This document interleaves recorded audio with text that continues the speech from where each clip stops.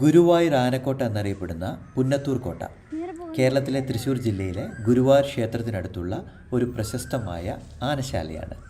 ഗുരുവായൂർ ദേവസ്വത്തിൻ്റെ ഉടമസ്ഥതയിലുള്ള ആനകളുടെ പരിപാലനത്തിനും പരിശീലനത്തിനും വേണ്ടി ഈ ശാല പ്രവർത്തിക്കുന്നു. ഗുരുവായൂർ ക്ഷേത്രത്തിൽ നിന്നും ഏകദേശം 3 കിലോമീറ്റർ അകലത്തിലാണ് ഈ ഒരു ആനശാലയുള്ളത്. ഇതിൻ്റെ ഉദ്ദേശം എന്താണെന്നറിയോ? ക്ഷേത്രത്തിന് വേണ്ടി വിവിധ പൂജകളും ഘോഷയാത്രകളും നടത്തുന്നതിന് ആനകളുടെ പരിപാലനവും പരിശീലനവും ഒക്കെയാണ് ഇവിടെ നടത്തുന്നത്.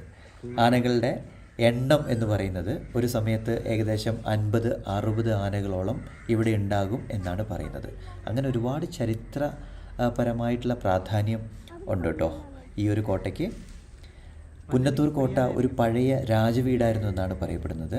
ഇതൊരു കൊട്ടാരമായിരുന്നു. പിന്നീട് ഗുരുവായൂർ ദേവസ്വം ഇത് ഏറ്റെടുത്ത് ആനകളുടെ പരിപാലനത്തിനായിട്ട് മാറ്റി. 1975 ഇത് ഔദ്യോഗിക